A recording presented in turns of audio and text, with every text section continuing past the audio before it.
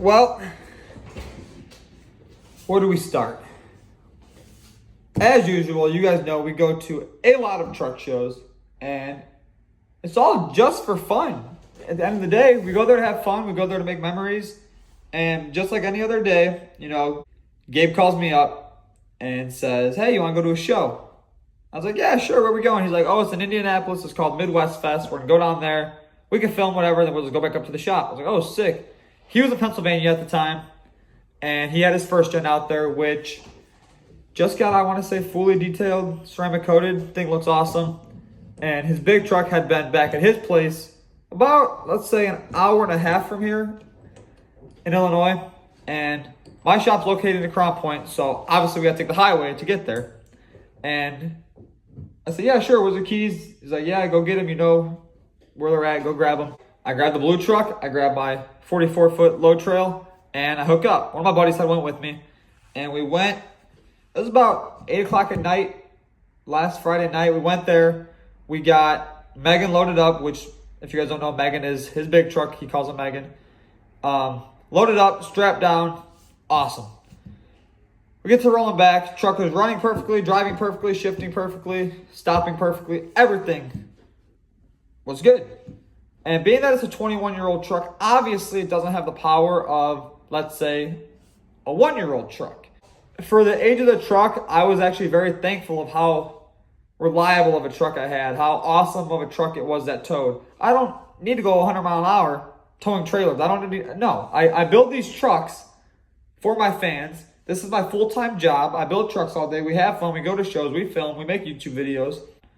I build them to perform the tasks I need to. So Terrence's truck was built for shows. My blue truck was built to tow Terrence's truck, my big truck, my friend's trucks to go to shows. We can all have fun, And I was so happy with the performance of this truck the night before. And I was getting tired. I went back to my house, stopped there. I had the big truck, Gabe's, the gooseneck, and the blue truck. I woke up the next morning. I said, "Hey," call up my girlfriend. "Hey, Taryn, I'm going to go back to the shop. I'm going to grab your truck, throw it on the trailer. If you want to meet me out at the shop, we can go to Indianapolis." She's like, "Okay, cool. Yeah, let me get ready. Let me shower. And I got to finish up a customer's vehicle. Should take me a few hours. We can go." So we were planning on getting to Indianapolis like 2, 3 o'clock that afternoon. Gabe was on his way from Washington, Pennsylvania. So we probably would have met up there at the same time. We wouldn't have been at the show for long because obviously it was a last-minute decision. I got about 3 stoplights away from the house and shifted through the gears, realized ahead of me that the light was turning red. And I was like, "Oh, cool," not thinking anything of it, just slowing down the vehicle. So I downshift. I hadn't hit the brakes yet. I'm downshifting. I'm a good, let's say, quarter mile away from the stoplight, maybe further, honestly, probably further. And I see the light was red in the distance, so I shift down, get her from 4th to 3rd, and I put it in neutral. I start hitting the brake because now I'm just coasting, and the brake goes right to the floor. I was like, "Oh, sick. Now what?" So I pull the pedal up with my other foot, hit it again. It goes about, let's say, halfway down, and the front tires lock up, and the ABS starts going nuts, and I'm slowly just losing pedal. Well, being that I'm towing a 44-foot trailer with an F450 dualing on it, you can't just stop that with 2 front brakes. So instantly I knew there was a failure on something. I did what I could to try to prevent the accident, but there was just too many thoughts racing through my head. Like, if I go in that ditch, I'm flipping and probably not making it out of that. So I just braced myself. I held on to the steering wheel as tight as I could. I said, "Fuck." Held on the steering wheel. There was a Ford Bronco, brand new Bronco, an Arcadia Expedition at the light, and I just braced myself. I said, "Oh, this ain't good. This ain't good." Boom. Back of the Bronco. Spun that car out. Didn't know where it went. Arcadia got hit by the Bronco. Bronco hit the Arcadia, which made the Arcadia hit the Expedition. So 3 cars were involved. 5 if you include my truck and trailer, 5 vehicles. And I went off into the ditch. I remember pretty much everything. There was a moment where I kind of just blurred out, and obviously when you get in an accident, it's always what happens. And I remember going down in the ditch, and I was braced for like the worst to happen. I was just waiting for something to come off the back of the trailer, which would have been Gabe's truck. I was waiting for the trailer to come up off the truck, and I was just waiting for something bad to happen. And luckily, thank God, nobody got injured. I made it out alive. I have no scratches on my body at all. And Gabe's truck had, at the initial impact, Gabe's truck had broke all the straps off the trailer, come rolling forward. Luckily, what caught it was an axle strap. I'll show you guys in this video how the truck got caught. And had that one strap not caught that truck, it probably would have ended a lot differently, because I think this truck snapping the straps is what broke impact a lot and what lightened up impact. So I get out of the truck and I go to the guy in the Arcadia. I'm all good. I'm all good. You need to check the Bronco that's down there under you. So looking from the road, both vehicles, my truck and the car, were in the ditch. And looking at the truck straight, what looked was like I was on top of that car. So I run around the ditch, go through the ditch to the Bronco. Lady's already out of her car fuming. I mean, she had every right to be upset. Lady in the Expedition, she was okay.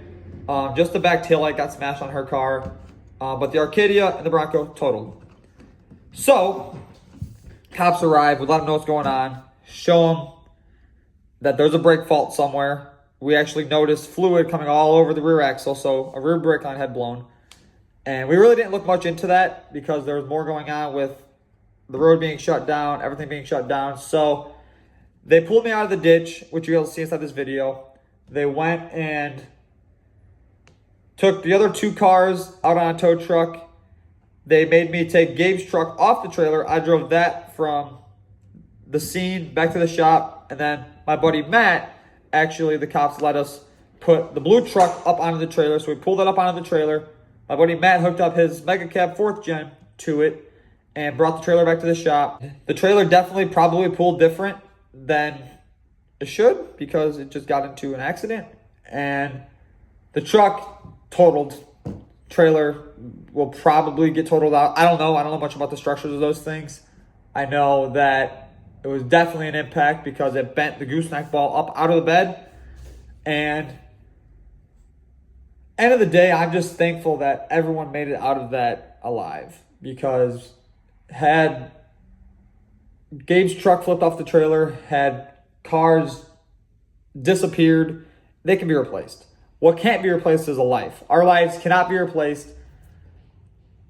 And anybody I talked to, that's the first thing they said. They said, is everyone all right? That's all that matters. I called up Gabe. I was like, yo, dude, I just totaled everything. He's like, dude, is everyone all right?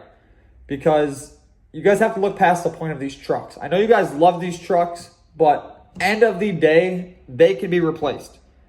Whether there's, one has a nice interior, one has a shitty paint job, one has whatever it might be.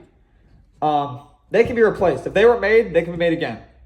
And whether a man made the truck, whether a factory made the truck, it can be replaced. And right now, looking out of my office at the blue truck, it's devastating because I have a lot of time into it. Between going to Florida to paint it, thousands of dollars to do that. My trailer that I have thousands of dollars into, which, end of the day, more money will be made. We can get new vehicles. I just want everyone to know that if you are involved in an accident, don't worry about what you were driving or who's going to be mad at you because their truck's crashed or their shit's totaled. You're still breathing. That's all that matters. And like I said, end of the day, they're just chunks of metal that somehow have a very large meaning to us. But I won't sit here and talk the whole video. I know you guys want to see the blue truck and what happened to it, and I guess we get into that. It's about lunchtime now, so we can take some time. We'll go film the blue truck. I'll show you guys the trailer, and Gabe's truck isn't here. That's in Pennsylvania, and yeah. So let's get into some accident clips. I'll show you guys some clips of when the truck got pulled out of the ditch, and then we'll go into talking about the blue truck.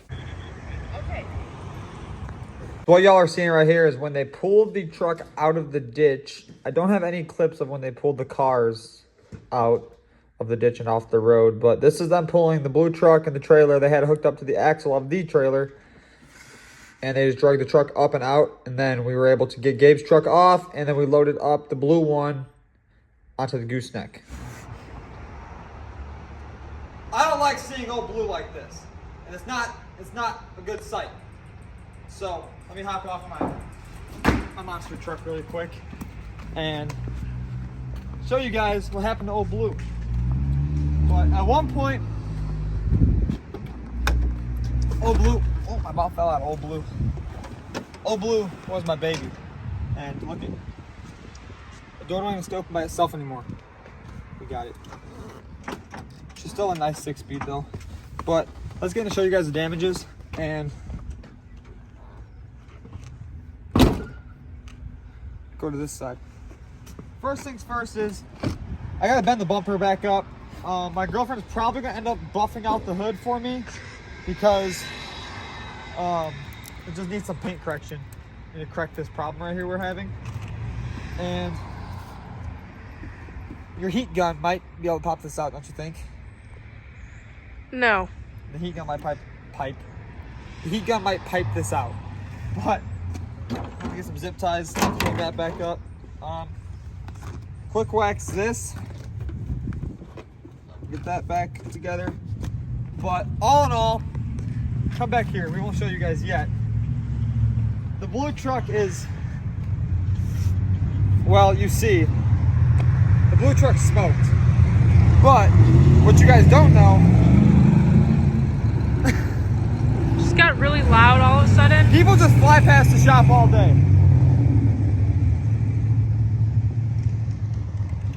I mean, that's cool.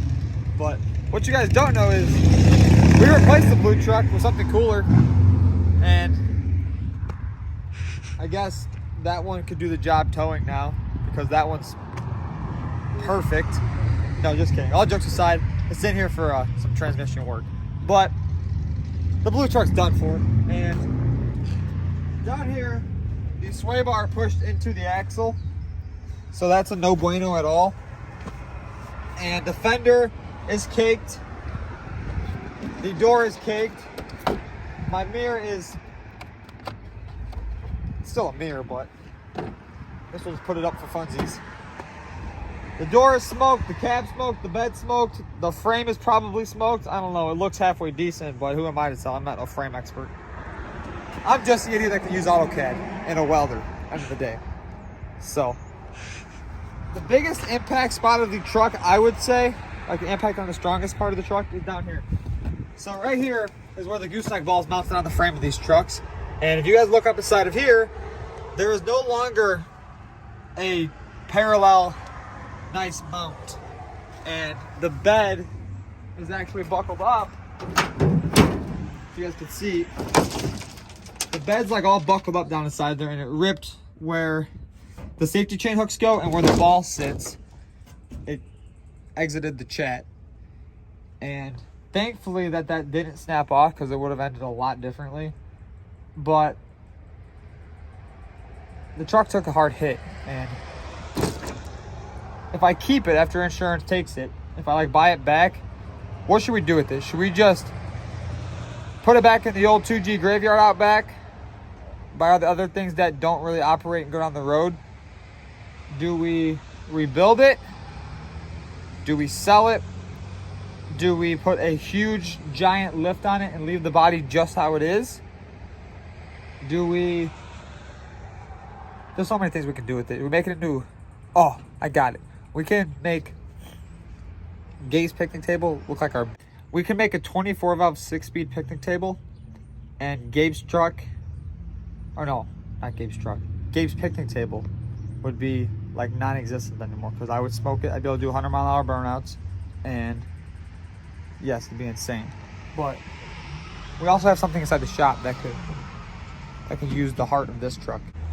The trailer took a pretty big impact, and kind of sad because I love my trailer. My trailer has never really left me stranded. It's left my friend stranded, but that's besides the point.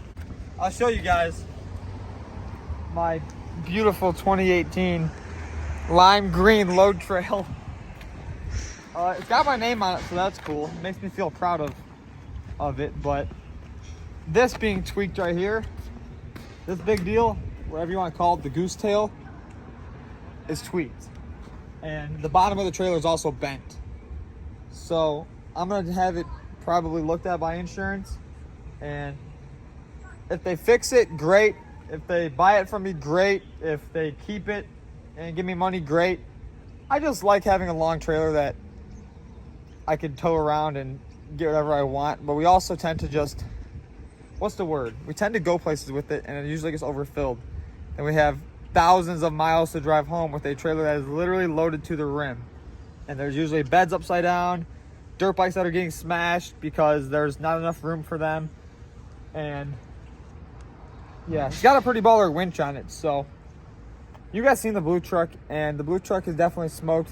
There will probably be one more video on it, letting you guys know the outcome of it. And the next video has some pretty insane big truck content, and it's going to be insane. It's going to be massive, and it's got very large tires on it, but we could go to bigger tires.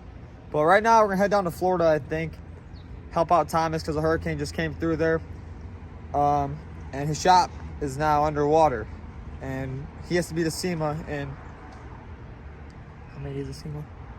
Why?